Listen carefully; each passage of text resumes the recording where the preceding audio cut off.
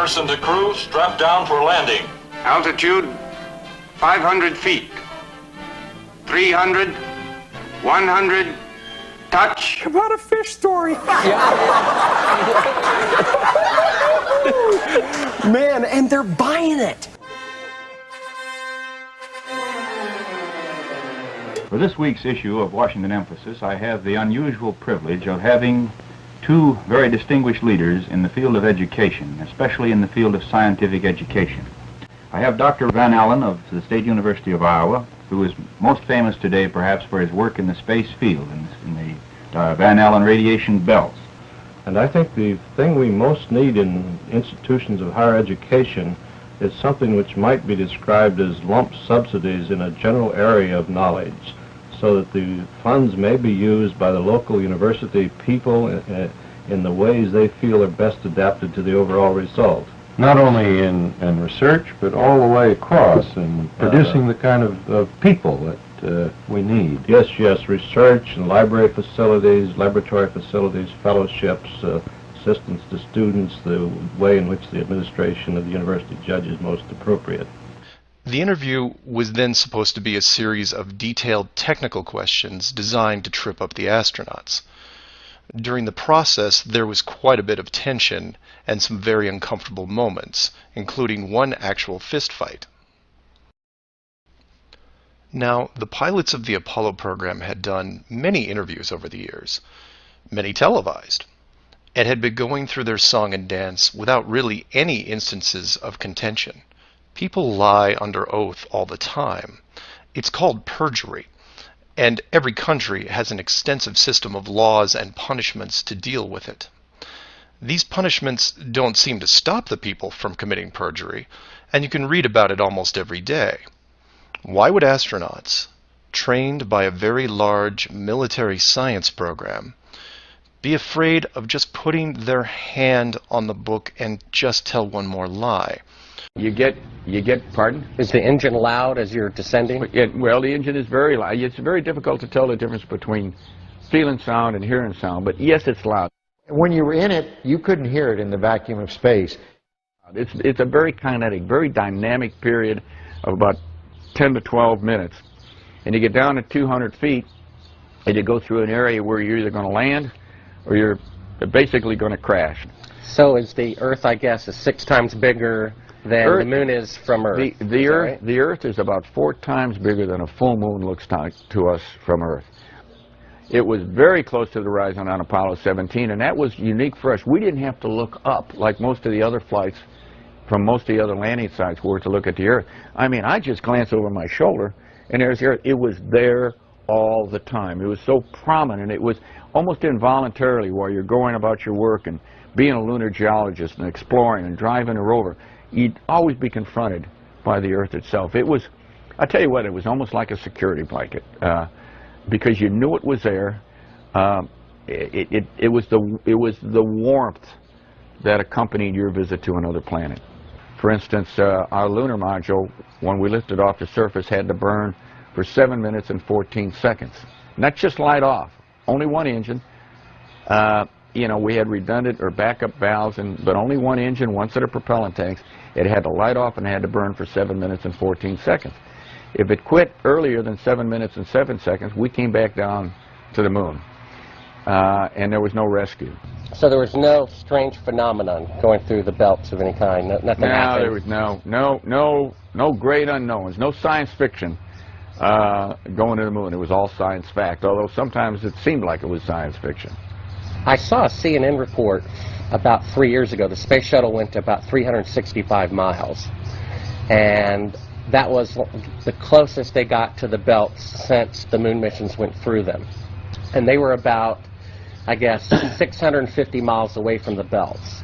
And they reported that it was more dangerous than previously believed, and that when they were 650 miles away, inside a shielding better than you guys used, they could see the radiation with their eyes closed going through their skulls and the retinas of their closed eyes. Well, I don't know about the shuttle. The shuttle doesn't have the capability to go very far, 400 miles. I don't know exactly where the element. Quiet. Hey. Hey. Hey. Hey. Quiet. You know, the shuttle doesn't have the capability to fly very far away from Earth, maybe 300-400 miles. I don't know exactly how far out the radiation Van Allen belt is. It didn't seem to bother us very much. Did you see shooting stars? Did you see the shooting stars? Yeah, I'm getting to that. Oh, okay. But a lot of noise going on. So I don't know the results of some of the experiments they've conducted. The point is they can't get that far from here, and they're really in the protective confines of the Earth, outside the atmosphere certainly. Now on the way to the moon, we did conduct a lot. We weren't passengers away to the moon. We're passengers. We conducted all kinds of experiments, and one of them was an experiment where we closed our eyes and then we put some light-sensitive pads on our eyes, and we could literally, yes, we could see traces of radiation or traces of something going through our eyes. We conducted this experiment both going to the moon and coming back from the moon several times.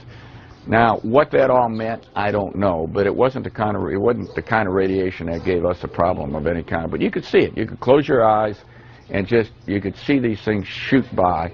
We all saw it. Not on our mission, by the way, they hadn't been discovered yet. Not on our mission, by the way, they hadn't been discovered yet. Not on our mission, by the way, they hadn't been discovered yet. Not on our mission, by the way, they hadn't been discovered yet. Not on our mission, by the way, they hadn't been discovered yet. Not on our mission, by the way, they hadn't been discovered yet. Not on our mission, by the way, they hadn't been discovered yet. Not on our mission, by the way, they hadn't been discovered yet. We did it on more than one mission. I guess you knew von Braun, right? Oh, yeah, yeah. They found a publication of his that he did prior to the goal being set to go to the moon. And in it he says, "It is commonly believed that man will fly directly from the Earth to the moon. But to do this, we would require a vehicle of such gigantic proportions that it would prove an economic impossibility. Calculations have been carefully worked out on the type of vehicle we would need for the non-stop flight from the Earth to the moon and to return. The figures speak for themselves. 3 rockets would be necessary. Each rocket ship would be taller than the Empire State Building, 1,250 feet, and weigh about 10 times the tonnage of the Queen Mary, or some 800,000 tons.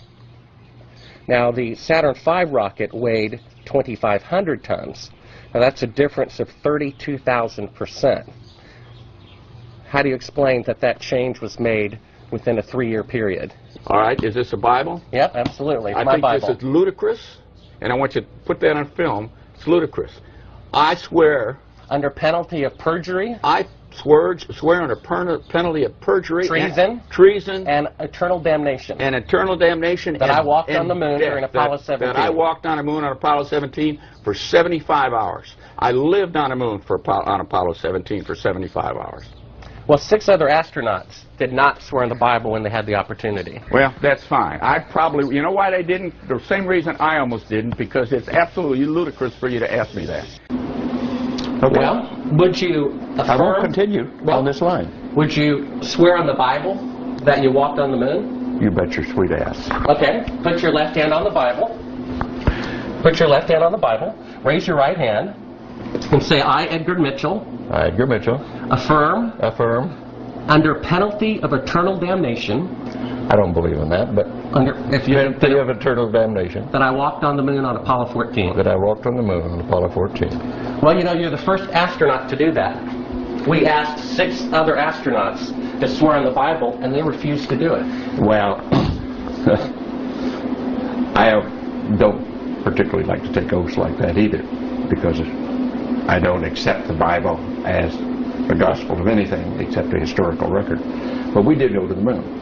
You bet your sweet ass we went to the moon. Okay, turn off the camera. Your interview is done. I've given you all the time I'm going to give you. Okie dokie. I probably would have done what the other 6 did, because I'm just as stubborn as anybody else. I said, I don't need to prove to you that I went to the moon. I know I went. But I did that. You can put that on tape, and it's there, and you can show it to anybody you want. You know what I did with the Hasselblad? He left it. It's sitting face up to the sun without a back on it, so that somebody's going to go back and find out what kind of deterioration the lens suffered because it was facing straight up.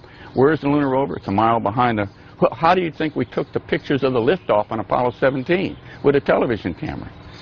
How do you think we missed them on Apollo 16 because of the time delay? By the time the guy sent the signal, it was gone and the camera couldn't track fast enough. So on 17 he sent the signal a second and a half or 3/4 of a second earlier so that the camera got the signal and we were... How do you think that happened?